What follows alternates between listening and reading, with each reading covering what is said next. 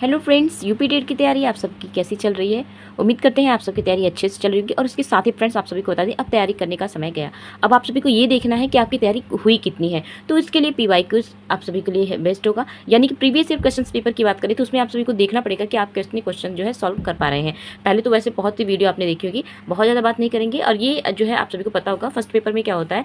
जो 1 to 5 की बात कर रही हूँ उसमें आप सभी को जो है 31 से लेकर के 60 तक इसमें आपको हिंदी के विषय देखने के लिए मिलते हैं। हिंदी लैंग्वेज सेकंड जिसका होगा, और जिसका लैंग्वेज सेकंड इंग्लिश होगा, और जिसका लैंग्वेज सेकंड वो संस्कृत होगा, वो अपना उसके अकॉर्डिंग करेगा। बट यहाँ पे प्राइमरी वाले में आपको हिंदी इंग्लिश भी चूज करना रहता है। तो यहाँ पे हिंदी वाले को 31 से लेकर 60 तक क्वेश्चन को सॉल्व करना पड़ेगा। तो सबसे पहले मैं यहाँ से स्टार्ट करूँगी 31 से। तो यहाँ पे आप सभी को बता दें, जब हम बात करेंगे 31 की, तो इसमें से शुद्ध वर्तनी का चयन करना है। चूंकि ये पुराने पेपर है, अब थोड़ा सा लेवल बढ़ेगा, बट पुराना देखे रहेंगे तो आपको आइडियाज मिल जाएगा कि क्वेश्चन किस तरीके से पूछे जा रहे हैं। तो फ्रेंड्स, इसका राइट आंसर हो जाएगा, यहाँ पे देख सकते हैं शुद्ध वर्तनी की बात की गई तो अनुग्रहित ऐसे लिखा जाता है।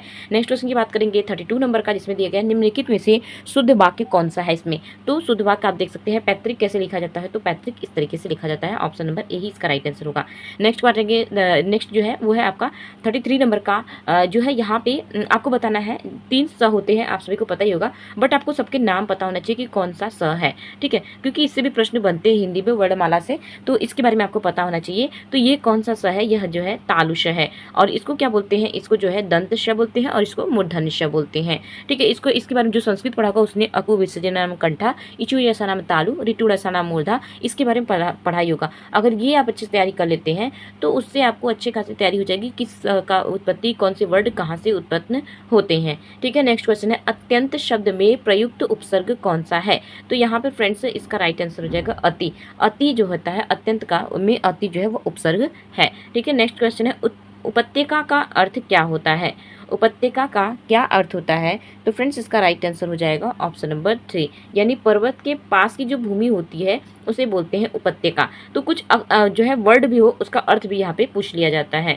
उसके साथ ही यहाँ पे देख सकते हैं हिंदी सब्जेक्ट अगर आप पढ़ रहे हैं, हिंदी के बारे में अगर पढ़ रहे हैं, तो हिंदी के बारे में पूरी जानकारी आपको होनी चाहिए कि हिंदी में किस तरीके से प्रश्न बन पा रहे हैं। तो यहाँ पर साफ साफ देख सकते हैं कि हिंदी भाषा का प्रयोग लिखने व बोलने में किया जाता है। तो कहाँ पे जो है हिंदी भाषा का प्रयोग जो है लिखने व बोलने दोनों में किया जाता है, तो मॉरिशस यानी कि ऑप्शन नंबर 3 इसका राइट आंसर हो जाएगा।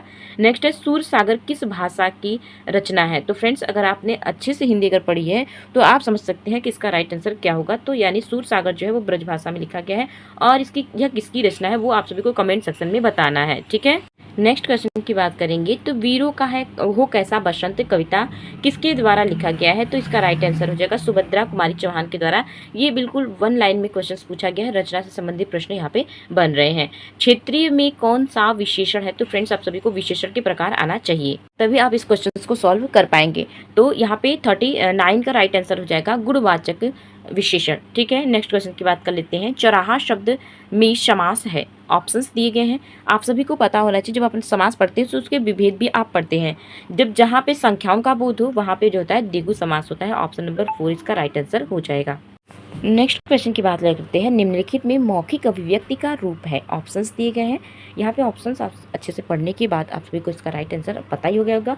जब मौखिक अभिव्यक्ति की बात कर लेता है तो आशु भाषण ऑप्शन नंबर 3 इसका राइट आंसर हो जाएगा।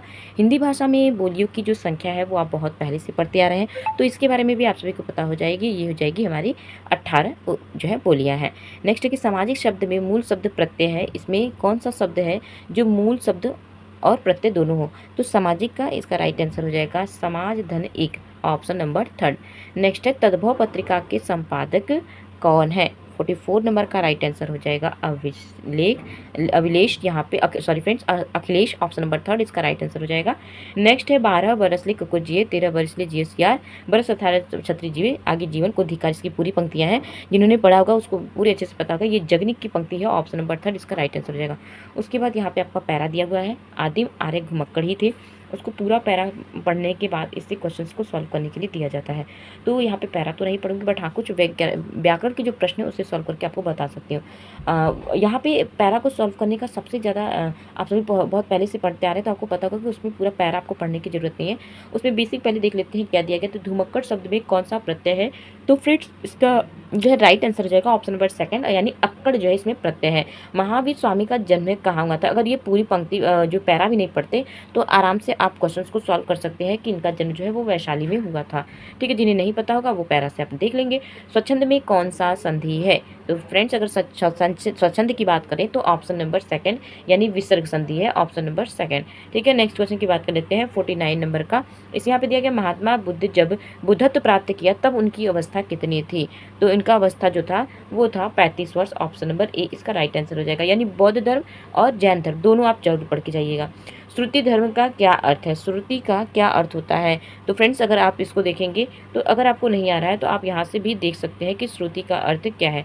पूरा पैरा तो नहीं पढ़ना है, मैंने पहले ही बताया है। तो श्रुति शब्द आप जो है यहाँ पे खोजेंगे, ठीक है, उससे आप सभी को आराम से क्वेश्चन के आंसर जो है मिल जाएंगे। यहाँ पे देख सकते हैं पूरी लाइन जब पढ़ेंगे तो यहाँ पे इसी लाइन में श्रुति धर्म की रक्षा के लिए शंकराचार्य के व्यक्तित्व से ही वैदिक धर्म का उत्थान हो सका। तो यहाँ पे वैदिक धर्म ऑप्शन नंबर थर्ड इसका राइट आंसर हो जाएगा।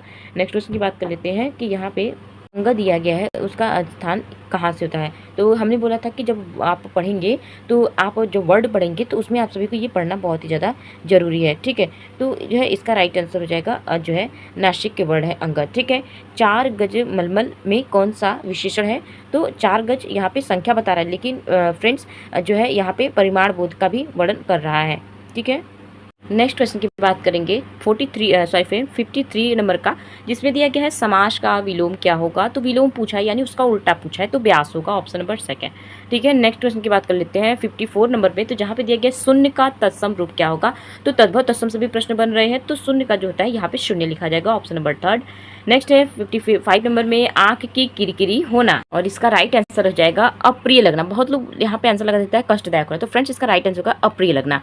अकाल का पर्यायवाची शब्द क्या होगा? तो अकाल का पर्यायवाची शब्द जो है ऑप्शन नंबर सेकंड यानी दुर्भिक्ष हो जाएगा। ठीक है, नेक्स्ट क्वेश्चन है कि जिसकी पुरुष से कोई आशा न हो उसके लिए एक शब्द है। तो जिसकी पुरुष से कोई आशा ना हो उसे अप्रत्याशित कहते हैं, ऑप्शन नंबर फर्स्ट।